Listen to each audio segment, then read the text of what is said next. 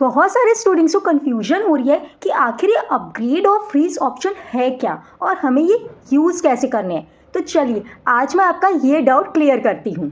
कल आपकी preference filling की लास्ट डेट थी।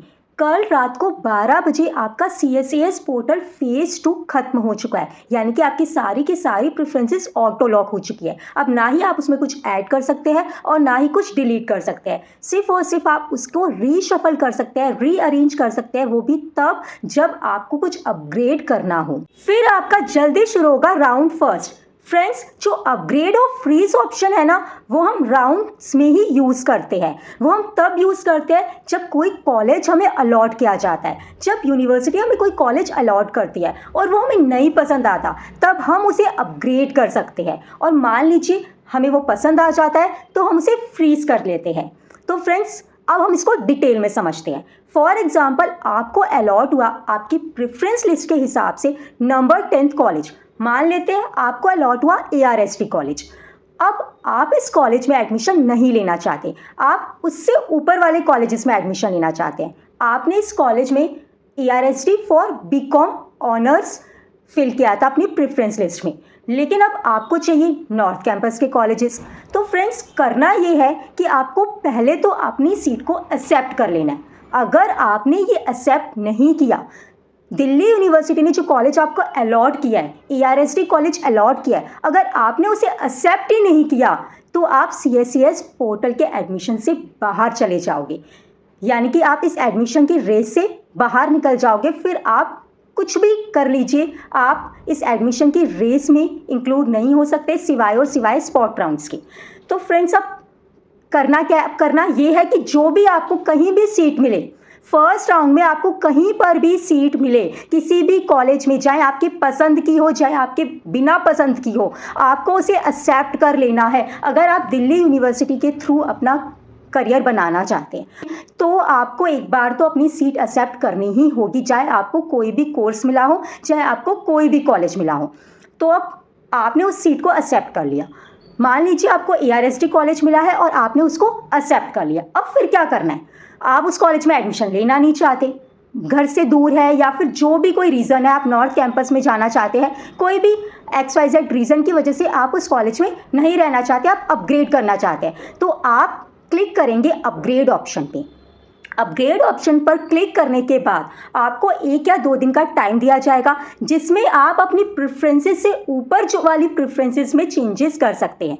लेकिन जो ARST कॉलेज के नंबर 10 पर आपने ARST कॉलेज फिल किया है, उसके नीचे वाली जितनी भी प्रेफरेंसेस है ना, वो आपके लिए क्लोज हो जाएगी, आप उसमें कुछ नहीं कर सकते, वो लॉक हो जाएगी।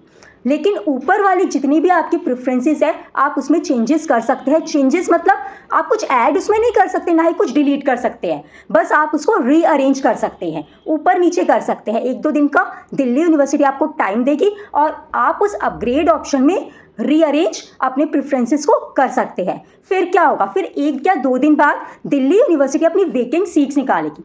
अगर आपने मान लीजिए उसके ऊपर वाले में रामजस कॉलेज फिल किया था, ARST के ऊपर जितने भी 9 कॉलेजेस थे उसमें आपने फिल किया था रामजस कॉलेज, आप उसमें एडमिशन चाहते हैं फॉर BCom ऑनर्स कोर्स, आपको वेकेंट सीट मिल गई। ठीक है, रामजस कॉलेज में एक वेकेंट सीट थी और आपको वो सीट मिल गई। अब आपको क्या करना है? आपको वो पसंद है तो आपको करना है उसको एक्सेप्ट। 1 या 2 दिन के बाद में दिल्ली यूनिवर्सिटी अपनी वेकेंट सीट्स निकालेगी और मान लीजिए रामजस कॉलेज में आपका लक अच्छा रहा, आपको वेकेंट सीट मिल गई, और फिर आपको क्या करना है? फिर आपको उस ऑप्शन को एक्सेप्ट कर लेना है। मान लीजिए आपने एक्सेप्ट नहीं किया, अगर आपने उसको एक्सेप्ट नहीं किया तो आपका जो पहले वाला था ना ARST कॉलेज वाला, वो बंद हो जाएगा आपके लिए। आप ना उसमें एडमिशन ले पाएंगे ना रामजस में एडमिशन ले पाएंगे, इस वाली चीज़ के लिए आप बाहर हो जाएंगे। लेकिन मान लीजिए आपने एक्सेप्ट कर लिया, तो अगर आप एक्सेप्ट कर लेते हैं रामजस कॉलेज को तो वेल एंड गुड, आपको एडमिशन मिल जाएगा। लेकिन अगर आप एक्सेप्ट नहीं करते तो वह एडमिशन कैंसिल हो जाएगा, आप CSAS पोर्टल से बाहर निकाल दिए जाओगे। लेकिन मान लीजिए वेकेंट सीट्स ही नहीं निकले, आपने अपग्रेड तो कर दिया, ARST कॉलेज आपको नहीं चाहिए, आपने अपग्रेड कर दिया, आपने अपनी प्रेफरेंस फिलिंग को रीअरेंज कर दिया, लेकिन मान लेते हैं कि वेकेंट सीट्स ही ना निकले 1-2 दिन बाद, ना रामजस में मिला ना कहीं और मिला, आपने जो भी ऊपर वाले 9 कॉलेजेस जो फिल किए थे अपने प्रेफरेंसेस में, उसमें कोई वेकेंट सीट ही नहीं मिली, तो क्या होगा? तो क्या ARSD आपसे छीन लिया जाएगा? नहीं, वो आपके पास ही रहेगा। तो ये इसमें सिर्फ 2 चीज़ें आपको ध्यान रखनी है। अगर वेकेंट सीट्स नहीं मिली तो वो कॉलेज जो आपने पहले एक्सेप्ट किया था वो आपके पास रहेगा। लेकिन अगर वेकेंट सीट्स मिल जाती है तो पहले वाला आपके हाथ से निकल जाएगा। इसलिए जो मिला है ना वेकेंट सीट्स पर, उसी को आपको एक्सेप्ट करना होगा। इसीलिए अपनी प्रेफरेंसेस को बहुत ध्यान से भरना होता है। मान लीजिए ऊपर आपने ऐसे प्रेफरेंसेस भर दिए, ARSD कॉलेज के ऊपर आपने ऐसे प्रेफरेंसेस फिल कर रखे हैं जो आपको चाहिए ही नहीं जिनमें एडमिशन, और उसमें वेकेंट सीट्स आ गई और वो आपको अलॉट कर दिया गया। मान लीजिए आपने भर दिया उसमें ऊपर वाले में माता सुंदरी कॉलेज, आपको उसमें एडमिशन चाहिए ही नहीं। अब क्या होगा? अब सीट तो अलॉट कर दी जाएगी दिल्ली यूनिवर्सिटी के द्वारा, तो अब आप क्या करेंगे? अब आपके पास एक ही ऑप्शन है, या तो उसको एक्सेप्ट करो, नहीं तो फिर दिल्ली यूनिवर्सिटी के एडमिशन रेस से बाहर निकल जाओ, स्पॉट राउंड्स का वेट करो। अब अपग्रेड तो समझ में आ गया, फ्रीज क्या है? फ्रेंड्स, जैसे कि मैंने आपको बताया, जैसे कि आपको अलॉट हुआ ARSD college for BCom honours course, number 10th पे था आपकी प्रेफरेंस लिस्ट में वो ARSD college BCom honours course. आप इससे बहुत खुश हो गए, भाई मुझे अच्छा कॉलेज अलॉट हो गया, आप संतुष्ट है जो आपको मिला है उससे, आपको कुछ भी चेंजेस नहीं करने।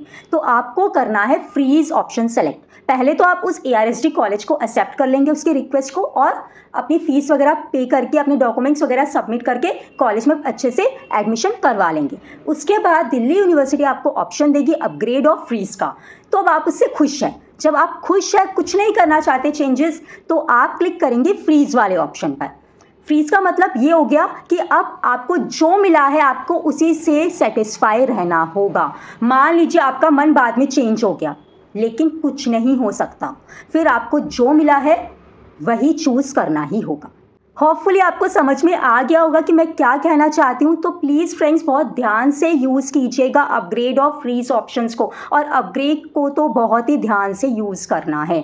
मान लीजिए अगर आपको कोई ऐसा कॉलेज अलॉट हो गया अपग्रेड करने पर जिसमें आप एडमिशन ही नहीं लेना चाहते, तो फिर आपके लिए बहुत ज़्यादा मुश्किल हो जाएगी, क्योंकि आपके पास कोई चांस ही नहीं बचेगा उसमें एडमिशन लेने के अलावा। और एक बात और ध्यान रखिएगा, फर्स्ट राउंड में आपको जो भी कॉलेज मिले, आपकी पसंद का मिले, आपकी बिना पसंद का मिले, आपको वो कोर्स मिले जो आप करना ही नहीं चाहते, लेकिन प्लीज़ एक्सेप्ट ज़रूर कीजिएगा।